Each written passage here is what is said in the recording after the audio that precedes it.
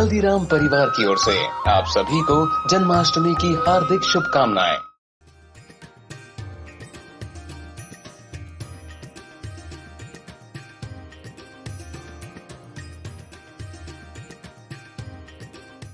ओम अज्ञानतिमिरन्धस्य ज्ञानाञ्जनशलाखया चक्षुरुन्मीलितं येन तस्मै श्रीगुरुवे नमः। नमो ओम विष्णुपादाय कृष्णप्रेष्ठाय भूतले श्रीमते भक्तिवेदांत स्वामिन् इति नामिने। नमस्ते सरस्वते देवे गौरवाणी प्रचारिणे निर्विशेषा शून्यवादी पाश्चात्य देशतारिणे। जय श्री कृष्ण चैतन्य प्रभु नित्यानंद श्री अद्वैत गदाधर श्रीवासदि गौर भक्त वृंद। हरे कृष्णा कृष्ण कृष्णा हरे हरे, हरे राम राम राम हरे हरे। हरे कृष्णा। आप सभी भक्तों का आज की कृष्ण कथा में हार्दिक अभिनंदन है। आज हम भगवान कृष्ण ने किस प्रकार से कंस के द्वारा भेजी गई पूतना राक्षसी का वध किया, उसके विषय में चर्चा करेंगे। भगवान कृष्ण जब उन्होंने आधी रात को जन्म लिया, आज भी सारे विश्व में उस समय जन्माष्टमी के रूप में भगवान का जन्मदिन मनाया जाता है। जन्माष्टमी के अगले दिन जब नंद महाराज ने सभी व्रजवासियों को बुलाया और बड़े धूमधाम से एक उत्सव आयोजन किया, उसे नंदोत्सव कहा जाता है। उसके उपरांत नंद बाबा अपना कर चुकाने के लिए गोकुल से मथुरा गए, अपना कर चुकाया और वहां पर वसुदेव के साथ उनकी भेंट हुई। वसुदेव ने तुरंत एक चेतावनी दी। उन्होंने कहा, नंद महाराज, अगर तुम्हारा कार्य संपन्न हो गया है, कृपा करके जल्दी वापस गोकुल लौट जाइए, क्योंकि मुझे लगता है गोकुल में कोई संकट आने वाला है। जब नंद महाराज ने ऐसा सुना तो तुरंत अपने ग्वाल बालों के साथ में वापस गोकुल की तरफ रवाना हो गए। रास्ते में सोच रहे थे, भयभीत हो गए कि कहीं भगवान कृष्ण के ऊपर, उनके बच्चे के ऊपर कोई विपदा ना आ जाए, संकट ना आ जाए। तुरंत उन्होंने भगवान की शरण ली। जिस प्रकार से छोटा बच्चा जब भयभीत हो जाता है अपने माता पिता की शरण लेता है, ठीक इसी प्रकार से भगवान का भक्त किसी भी संकट की स्थिति में भगवान की शरण लेता है। वहां पर मथुरा में कंस ने जब ये रात की घटना अपने सलाहकारों को बताई कि किस प्रकार से देवकी का 8वां पुत्र नहीं पुत्री थी और उसका वध नहीं हुआ, तो उनके सलाहकारों ने बड़ी चिंता व्यक्त की। उन्होंने कंस को सलाह दी कि हमें ऐसा करना चाहिए कि आज से 10 दिन पीछे जितने भी बच्चों ने जन्म लिया है, जितने भी शिशुओं ने जन्म लिया है, उन सब का हमें वध कर देना चाहिए। दूसरी सलाह उन्होंने कंस को दी, न केवल नवजात शिशुओं का वध करेंगे, हम ब्राह्मणों का, साधुओं का, गौ माता का, इनका भी वध करेंगे, क्योंकि इन ब्राह्मणों के द्वारा वेदों का ज्ञान, इन संतों के द्वारा अनेक प्रकार की तपस्याएं, यज्ञ किए जाते हैं जो भगवान विष्णु की संतुष्टि के लिए है। गाय जो है दूध देती है, उससे मक्खन बनता है, उस मक्खन के द्वारा यज्ञ किए जाते हैं। इसलिए अगर हम इनका वध कर देंगे तो एक प्रकार से ये विष्णु के वध के बराबर है। और कंस, तुम चिंता मत करो, तुम्हारे सामने तो सारे देवतागण घबराते हैं। जहां तक विष्णु की बात है, हमें डरने की जरूरत नहीं है, क्योंकि विष्णु, उन्होंने तो सबके हृदय के अंदर में प्रवेश करने के बाद वहां पर आश्रय ले लिया है, वो बाहर नहीं आने वाले। जहां तक शिव जी का सवाल है, उन्होंने तो एक प्रकार से सब कुछ त्याग दिया है, अब वो वन में चले गए। ब्रह्मा जी वो तो केवल अपने ध्यान में मग्न है, और इंद्र उसका क्या है, वो तो आपके सामने एक बिल्कुल तिनके के बराबर है। तो हमें जल्द ही इस प्रकार का कार्यक्रम रचाना चाहिए कि इन सभी का, जो हमने योजना बनाई है, इसको हम पूर्ण कर सकें। वेदों में बताया है, इस प्रकार का कर्म घोर कर्म कहलाता है। भगवान इस अपराध को अपने ऊपर हुए अपराध से भी बढ़कर के देखते हैं। इसके द्वारा जो भी हमारे जीवन के अंदर में आशीर्वाद है, जैसे आयु हो, श्रिया हो, अनेकों प्रकार के जो हमारे आगे जाने के जो मार्ग है, वो सब बंद हो जाते हैं। तो मूर्ख कंस ने अपने सलाहकारों की बात मानी और उसके अनुसार उसने साधुओं को, भगवान के भक्तों को, ब्राह्मणों को, गाय को पीड़ा देना प्रारंभ किया। उसने एक राक्षसी को बुलाया जिसका नाम था पूतना। पूतना के पास में एक प्रकार से योगिक शक्तियां थी, जिसके द्वारा, इस काली शक्तियों के द्वारा वो आकाश में उड़ सकती थी। उसे खेचरी भी कहते। खे का मतलब होता है आकाश, चरी मतलब जो वहां पर विचरण कर सकता है, और वो कोई भी आकार ले सकती थी। और उसकी खासियत ये थी कि छोटे बच्चों का वो वध कर देती थी। तो पूतना ने क्या किया, अपने आप को एक सुंदर स्त्री के रूप में ढाल लिया और बाद में व्रज में गई और वहां पर गोकुल नगरी में वहां पर पहुंची। गोकुल नगरी में पहुंचने के पश्चात जब वो नंद बाबा के घर के अंदर जाने में प्रवेश करना चाहती थी, तो वहां पर यशोदा माई थी, रोहिणी थी, अन्य गोपियां थी। लेकिन पूतना ने इस प्रकार से अपना श्रृंगार किया था, ऐसा प्रतीत होता था मानो स्वयं लक्ष्मी वैकुंठ लोक से आकर के अपने पति कृष्ण से मिलना चाहती है। उसने अपने हाथ में कमल का फूल भी लिया था।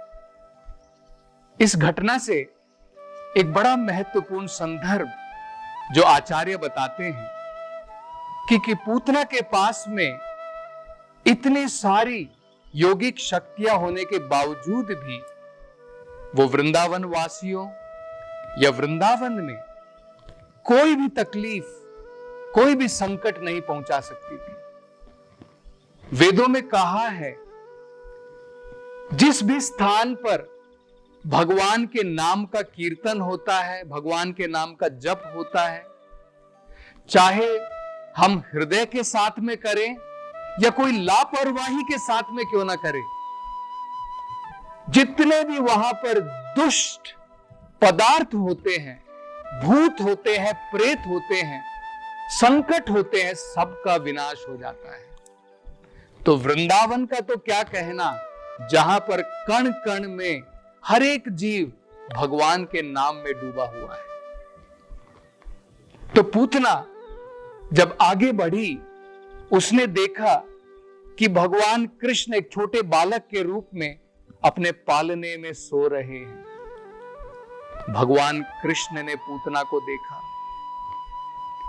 पूतना ने देखते ही उसकी समझ में आ गया कि यह बालक कोई आम बालक नहीं है, इसमें बहुत सारी दिव्य शक्तियां छुपी हुई है। पूतना को लगा कि यह बालक इतना शक्तिमान है कि यह बालक पूरे ब्रह्मांड का विनाश कर सकता है।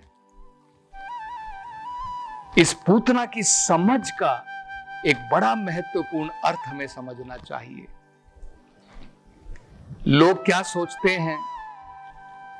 लोग सोचते हैं हम भी, एक जीव भी कुछ ध्यान लगा करके, तपस्या करके, वेदों का पठन करके हम भी ब्राह्मण हो जाते हैं, भगवान बन सकते हैं। लेकिन यहां पर हम देख सकते हैं भगवान अपने पालने में, भगवान अपनी मां की गोद में भी भगवान है, और पूतना को भी ये समझ थी। उसके बाद भगवान कृष्ण ने जब पूतना को देखा, भगवान ने अपनी आंखें बंद कर ली। इसका एक बड़ा महत्वपूर्ण कारण है। आचार्यों ने बताया है इसके 4 महत्वपूर्ण कारण हैं। सबसे पहला, इस पूतना राक्षसी ने इतने सारे नवजात शिशुओं का वध किया था, इसलिए भगवान कृष्ण पूतना की शक्ल भी नहीं देखना चाहते थे। इसलिए भगवान ने अपनी आंखें बंद कर ली। दूसरा, पूतना अपना कार्य करना चाहती थी। कंस के कहे अनुसार उसने अपने स्तन के ऊपर जहर लगाया था, जिस जहर को पी करके भगवान कृष्ण का अंत होगा। तो अब जब पूतना की समझ में आ गया था कि ये बालक दिव्य है, तो कहीं पूतना पीछे ना हट जाए और बाद में उसकी मृत्यु नहीं होगी, तो भगवान ऐसा नहीं चाहते थे। तो उसका हौसला बढ़ाने के लिए भगवान कृष्ण ने अपनी आंखें बंद कर ली। तीसरा, आचार्य बताते हैं वेदों के अनुसार बालक का वध, साधुओं का वध, ब्राह्मण का वध, वृद्ध पुरुष का वध और कन्या का वध वर्जित है। क्योंकि पूतना एक दुष्ट राक्षसी थी, किंतु एक औरत के शरीर में थी, तो भगवान उसको मारेंगे तो भगवान केवल अपनी आंखें बंद करके ही उसको मार सकते थे। और चौथा, आचार्य बताते हैं कि क्योंकि पूतना भगवान के पास में आई थी, भगवान को अपना स्तन पान कराना चाहती थी, तो भगवान ने उसके एक अच्छे गुण को स्वीकार किया, उसको अपनी मां के रूप में लिया, और इसलिए भगवान कृष्ण ने अपनी आंखें बंद की और उनके स्तन का पान करना चाहते थे। बाद में पूतना ने तुरंत कृष्ण को उठाया और अपने स्तन का पान करना प्रारंभ किया। उस समय भगवान कृष्ण ने न केवल पूतना का स्तन पान किया, भगवान ने उसके शरीर से प्राण भी बाहर खींच लिए। और पूतना राक्षसी जब उसने देखा कि दूध के साथ में, जहर के साथ में उसके प्राण भी बाहर निकल रहे हैं, जोर जोर से चिल्लाने लगी कि मुझे छोड़ो, मुझे छोड़ो। और ऐसा कहते कहते उसको इतनी पीड़ा हो रही थी, घर से बाहर निकली, ग्राम से भी बाहर निकली पीड़ा के कारण, और जंगल तक पहुंच गई। वहां पर जा करके जिस प्रकार से आकाश से बिजली गिरती है, ठीक उसी प्रकार से पूतना धरती के ऊपर गिर गई। और उस समय पूतना की योग शक्ति कुछ कार्य नहीं की और वो अपने असल रूप में दोबारा वापस आ गई। भागवत में उसका वर्णन किया है कि किस प्रकार से पूतना का शरीर जो है लगभग 12 मील लंबा था, और जब वो धरती के ऊपर गिरी, जितने भी वहां पर पेड़ थे, सब के सब पेड़ भी उसके साथ में गिर गए। और भगवान कृष्ण जो है, नन्हे कृष्ण, पूतना के शरीर पर खेल रहे थे। जब व्रजवासी गोपियों ने, यशोदा माई ने ये देखा, तो तुरंत कृष्ण को वहां से उठाया और उन्होंने जो है अपनी गोद में लिया और भगवान को वापस घर पर लेकर के आए। यहां पर नंद बाबा भी अपने ग्वाल बालों के साथ में गोकुल से जब वो वापस लौट रहे थे, तो उन्होंने भी ये देखा कि किस प्रकार से इस विशाल राक्षसी का वध हुआ है। किसी की भी ये समझ में नहीं आया कि किस प्रकार से इस राक्षसी का वध हुआ है। यशोदा माई भी यही सोच रही थी, वसुदेव भी यही सोच रहे थे, नंद महाराज भी यही सोच रहे थे कि इस राक्षसी का वध भगवान कृष्ण के द्वारा नहीं हुआ है। वो तो एक छोटे से नन्हे से बालक है। इसका वध क्योंकि इसने अनेकों प्रकार के पाप कर्म किए हैं, इसलिए भगवान विष्णु ने स्वयं इसका वध करवाया है।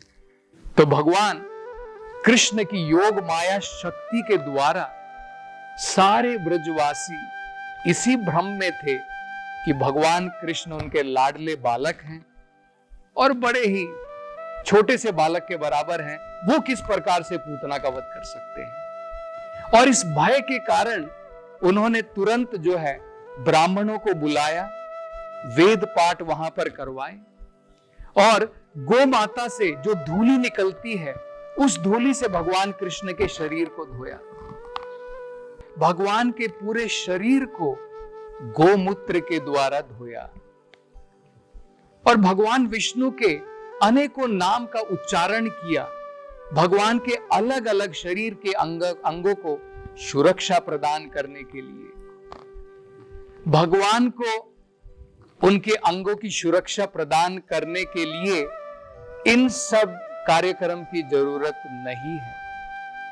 लेकिन भगवान अपनी इस लीला से यह समझाना चाहते थे कि भगवान के नाम का जप और गो माता उनका क्या महत्व है। इसके पश्चात सारे के सारे ब्रजवासियों ने मिलकर पूतना के शरीर को, जिस प्रकार से हमारे सनातन धर्म में शरीर को जलाया जाता है, उसी प्रकार से पूतना के शरीर को जलाया गया। ब्रजवासियों ने देखा कि जब पूतने के शरीर को जलाया गया, उसमें से इस प्रकार की सुगंध निकल रही थी जैसे मानो अगरू की अगरबत्ती जलाई गई हो।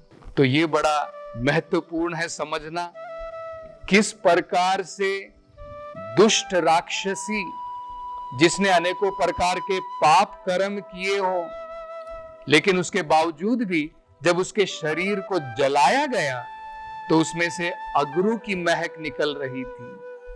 इसका क्या कारण था और पूतना को भगवान ने इस मृत्यु के पश्चात क्या स्थान प्रदान किया, इसको समझने के लिए हम कल की कथा में इसकी चर्चा करेंगे।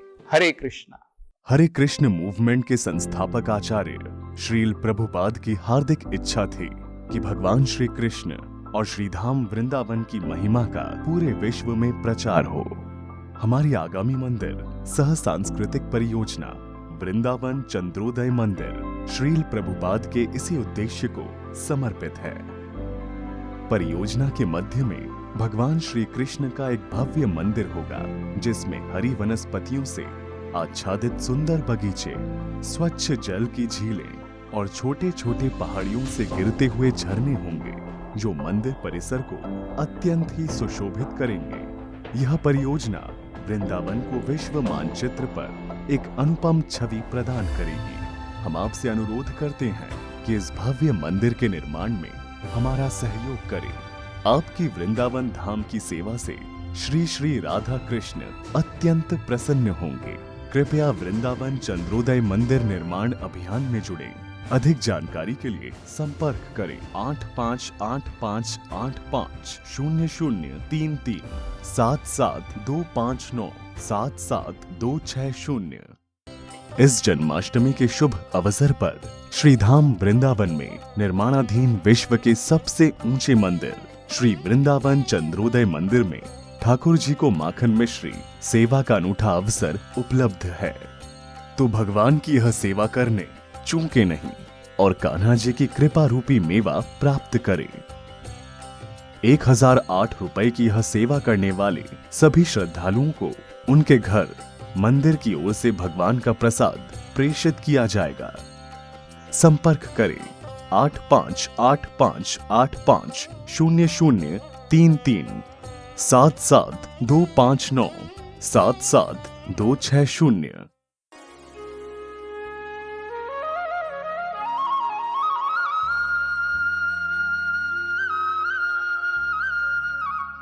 हल्दीराम परिवार की ओर से आप सभी को जन्माष्टमी की हार्दिक शुभकामनाएं।